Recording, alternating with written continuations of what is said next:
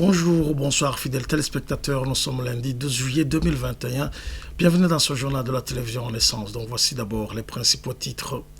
Le ministre de l'Intérieur et de la Sécurité publique lance un appel aux Burundais qui sont en exil de rentrer au pays. Le porte-parole de ce ministère l'a annoncé après le retour de Pancras Chimaye, l'un des politiciens de l'opposition après 10 ans d'exil.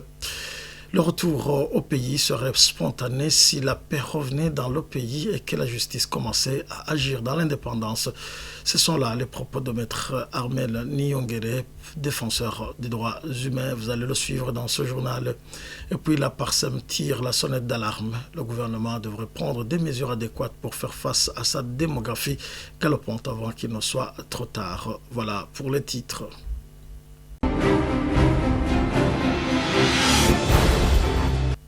Après la rentrée au bercail du politicien burundais Pancras Chimaye, le porte-parole du ministère de la Sécurité publique Pierre Murikiye en appelle à tous les Burundais exilés de faire de même. Ce sont des propos qu'il a tenus lors de sa participation à l'émission Mosaïque de la radio Isanganiro. Pierre Murikiye a ajouté que chaque citoyen burundais exilé a le plein droit de retourner dans son pays, un droit que détiennent même ceux qui ont des mandats d'arrêt.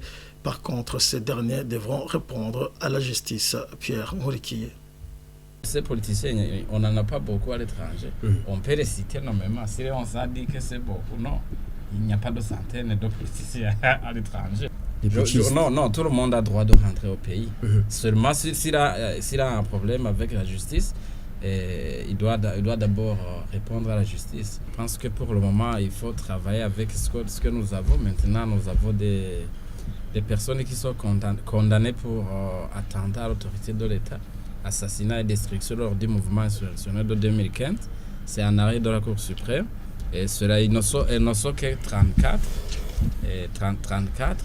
Et le reste, et même ces personnes-là, elles peuvent rentrer. Donc, les 34 n'ont pas ce droit de rentrer. Mais il dit qu'ils peuvent rentrer. Et ils ont le droit de rentrer. Mais ils doivent répondre d'abord à la justice. Parce que les collègues sont maintenant DJ est en prison ici. Et alors, pour le reste, honorable Léon veut toujours gonfler les chiffres. On n'a pas beaucoup de politiciens à l'extérieur. On peut même les citer nommément, moi je vous ai dit. C'est très peu. Et la majorité des réfugiés rentrent maintenant. Alors, je leur dirais que les portes sont ouvertes. Les exemples sont là. On est avec celui qui est rentré très récemment.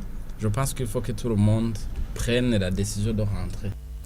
Maître Armel Niongere, réfugié burundais, un de ceux qui possèdent des mandats d'arrêt, dit que les propos de Pierre Murikiye ne sont que des moqueries, car ce dernier sait bien que la cause de l'exode burundais est toujours présente, tout en sachant que la justice burundaise n'est pas aussi indépendante. Pour Maître Armel Niongere, dans un pays où règne la paix, on n'a pas besoin de faire un appel pour que les réfugiés rentrent. Suivez. Et les propos de porte-parole du ministère de l'Intérieur et de la Sécurité publique nous rassurent pas surtout et qu'on observe toujours des arrestations arbitraires et des disparitions forcées et des violences sexuelles. Et la plupart des victimes sont des personnes considérées comme des opposants politiques et des anciens militaires ex-FAB. Et tout cela montre que la justice n'est pas du tout indépendante. Et puis, vu la catégorie des personnes qui sont poursuivies, il y a la catégorie des défenseurs des droits de l'homme, ce sont les défenseurs des droits de l'homme et journalistes qui se sont levés pour dénoncer les violations de la loi, notamment de la Constitution et de l'accord d'Arusha. Il y a des politiciens qui se sont levés aussi pour le respect de l'accord d'Arusha et de la Constitution. Et raison pour laquelle toutes ces catégories de personnes ne peuvent pas rentrer pour répondre à la justice, alors qu'ils savent bien que la justice n'est pas du tout indépendante. Et vu que c'est une justice qui ne poursuive même pas les auteurs des violations des droits de l'homme. On fait des rapports de monitoring des violations où on montre qu'il y a beaucoup de violations des droits de l'homme et qu'il y a aussi l'impunité, parce qu'il n'y a pas la justice est presque absente face à ces violations. Et tout ça montre que ça serait très tôt et que cette catégorie de personnes puisse rentrer pour répondre à une justice qui n'est pas du tout indépendante. Et je sais bien que le porte-parole du ministère de l'Intérieur sait bien. Et le jour où il y aura la paix, le jour où il y aura la poursuite des auteurs de violations des droits de l'homme, on ne va pas faire un appel pour que les réfugiés rentrent. Tout le monde va rentrer. Le gouvernement devrait tout faire pour rassurer les réfugiés afin qu'ils puissent rentrer. Cette requête est de Léonce Ngendakumana, vice-président du parti Front pour la démocratie au Burundi, Frodebo, lors de sa participation à l'émission Mosaïque de la radio Isanganiro. Ce politicien conseille au chef de l'État de créer un contexte favorable au retour des réfugiés, y compris ceux qui ont été condamnés dans l'affaire du coup d'État manqué de 2015. Suivez. Il faut que le gouvernement continue à créer les conditions favorables au retour de tous les réfugiés politiques, les réfugiés d'opinion, les réfugiés ordinaires. Il y a d'autres catégories de réfugiés. Il ne faut pas que ça soit uniquement pour les hommes politiques. Il faut que tout le monde rentre dans le pays. Parce qu'un pays qui a des réfugiés à l'extérieur, il peut se dire, bon, je suis un peu en sécurité, ça règne, mais tant que vous avez un nombre important de réfugiés à l'extérieur d'aujourd'hui, à l'extérieur comme aujourd'hui, c'est un problème. Donc, je salue effectivement cette initiative de, non pas uniquement à faire des appels, mais de créer des conditions qui soient favorables au retour pour que demain, après-demain, il n'y ait pas encore d'autres mouvements de population à l'extérieur du pays. Ces leaders politiques ont fait le pouvoir. Il faut que le pouvoir les rassure. Il y a des réfugiés aujourd'hui qui ne sont pas rassurés. Moi, j'ai appris qu'il y a certains réfugiés qui ont des mandats d'arrêt parce qu'ils ont participé dans les manifestations de 2015 sur le troisième mandat, parce que ceci ou cela. Je pense qu'il faut aujourd'hui créer un contexte où on est en train de chercher à rétablir la vérité dans ce pays, parce qu'il faut permettre à tout ce monde de venir pour que cette vérité soit une vérité de tous les Burundais. Vous pouvez faire un appel, même le gouvernement fait des appels, mais c'est un acte volontaire, ça veut dire par rapport à la situation qui prévaut dans le pays. Si vous avez fui un pouvoir, et si le pouvoir se comporte toujours de la même manière, vous ne rentrez pas. Mais si le pouvoir change, vous rentrez. Il est impossible de combattre la corruption au Burundi puisque les corrompus sont plus forts que le gouvernement. Cette déclaration de Gabriel Rufyiri, président de l'OLUCOM. Gabriel Rufyiri précise également que même les institutions qui étaient chargées de combattre la corruption n'ont pas réussi à le faire. Cette déclaration intervient au moment où le continent africain a célébré ce dimanche 11 juillet la journée de lutte contre la corruption. C'est une journée qui a été instituée après l'adoption de la Convention africaine contre la corruption. Mais avant l'adoption de cette convention, il y avait eu l'adoption de la Convention des Nations Unies contre la corruption. Vous le savez aussi que le 9 décembre 2003, il y a eu l'adoption de la Convention des Nations Unies contre la corruption. Donc, pour nous, il a été clair que le monde entier a vu que la corruption est une entrave majeure à la démocratie, une entrave majeure à la gouvernance et à la transparence, une entrave majeure à la justice, que ce soit la justice judiciaire ou la justice distributive, mais aussi une entrave majeure au développement et à l'épanouissement du peuple. Donc, c'est dans ce contexte que l'OLUCOM a bien suivi depuis 2003 la mise en œuvre de ces deux conventions, plus particulièrement, comme je vous le disais, les mises en œuvre au Burundi. comme le disait depuis, c'est une loi qui a été qualifiée par l'ORICOM comme l'épouvantail.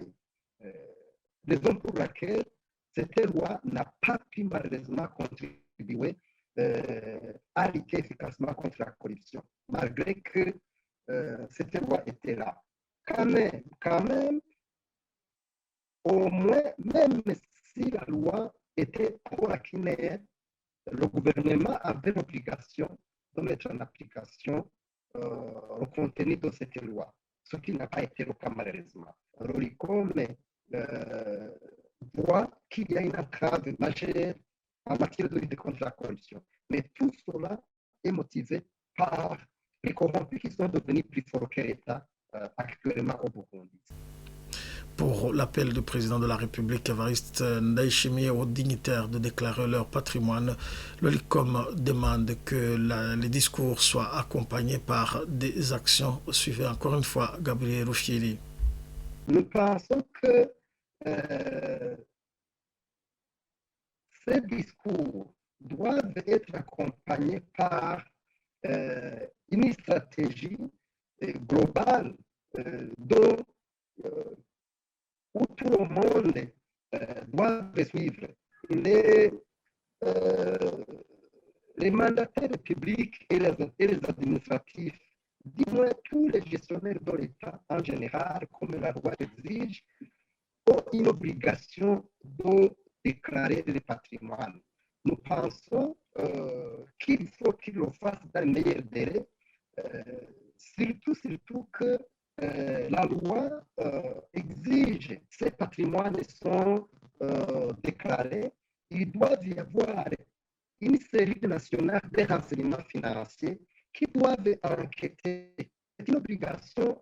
Cette série se trouve dans la loi de lutte contre le blanchiment. C'est une loi qui est en vigueur depuis 2008.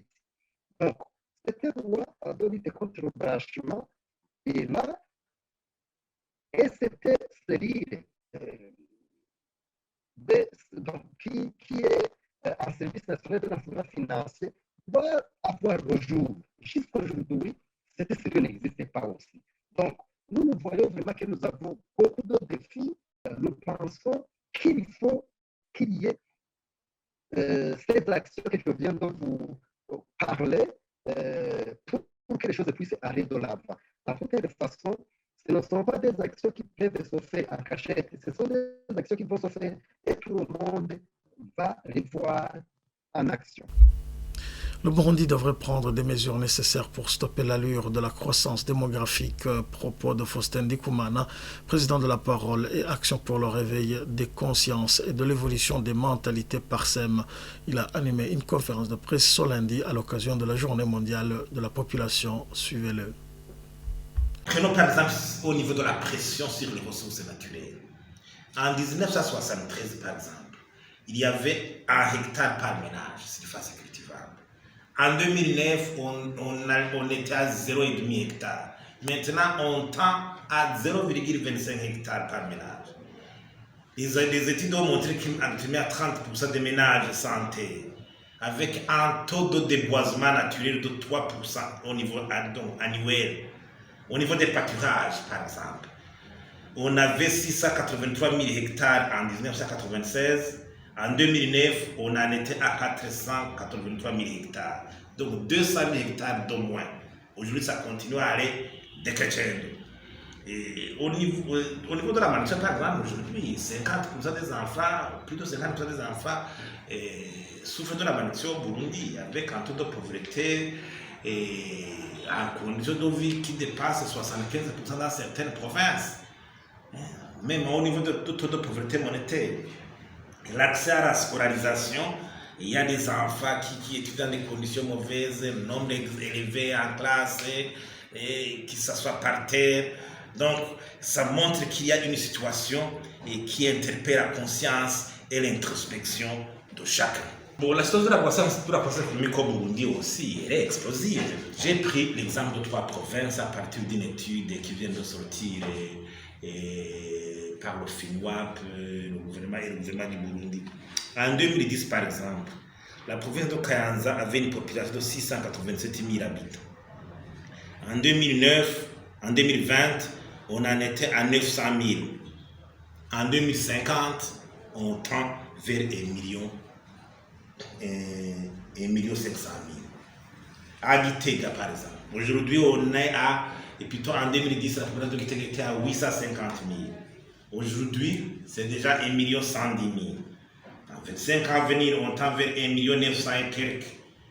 On atteindra même 2 millions. En Ngozi, aujourd'hui, en 2010, c'était à 770 000. En 2020, aujourd'hui, on est à 1 million. En 2050, en 25-30 ans à venir, on pourra arriver à 1,7 million habitants.